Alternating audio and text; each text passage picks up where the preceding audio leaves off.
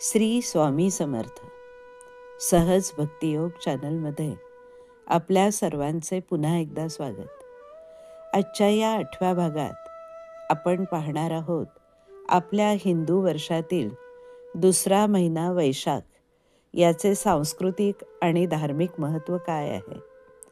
एक हिंदू म्हणून आपल्याला लाभलेला सांस्कृतिक वारसा पुढे चालू ठेवण्यासाठी आपली कोणती सांस्कृतिक आणि धार्मिक कर्तव्ये आहेत याचा आपण विचार करणार आहोत.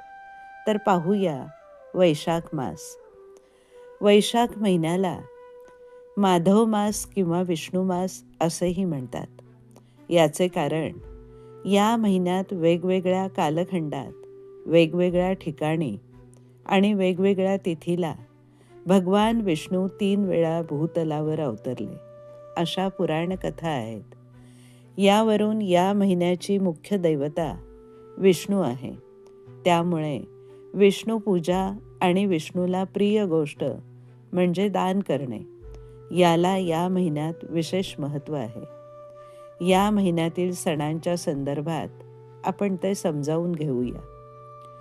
या महिन्यात असलेले सण 1 म्हणजे अक्षय तृतीया, 2 परशुराम जयंती, 3 गोविंदराज प्रकट दिन, 4 नृसिंह जयंती, 5 शनी जयंती. या सणांची यादी पाहून स्वाभाविकपणे आपल्या मनात नक्कीच प्रश्न येतात. अक्षय तृतीयेला कोणकोणत्या गोष्टी अक्षय असतात? अक्षय पुण्य मिळवण्यासाठी काय करावे? परशुरामाची जन्मकथा काय आहे? परशुराम पूजनाचे महत्त्व काय आहे? गोविंदराज कोण आहेत? ते प्रकट झाले म्हणजे काय घडले? याविषयीची कोणती पौराणिक आख्यायिका आहे? भगवान विष्णूला अर्धा नर आणि अर्धा सिंह असे रूप का घ्यावे लागले? आपल्या मुलाबाळांच्या रक्षणासाठी नृसिंह उपासनेचे काय महत्त्व आहे?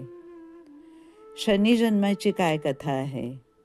शनी आपल्याला मदतकारी कसा होऊ शकतो? या सगळ्या सणांच्या संदर्भात एक हिंदू म्हणून माझी धार्मिक कर्तव्ये काय आहेत, ती मी कशी पार पाडावीत, या सगळ्या प्रश्नांची उत्तरे आपल्याला वरील 5 सणांच्या वेगवेगळ्या भागामध्ये मिळतील. तर भेटूया वैशाख भाग 1 मध्ये अक्षय तृतीयेच्या दिवशी अक्षय पुण्य कसे मिळवावे, त्यासाठी आपण काय काय करावे, या दिवशी कोणत्या गोष्टी नाश न होणाऱ्या आहेत, या दिवशी पितरांची सेवा कशी करावी. तर भेटूया पुन्हा वैशाख भाग 1 मध्ये. धन्यवाद.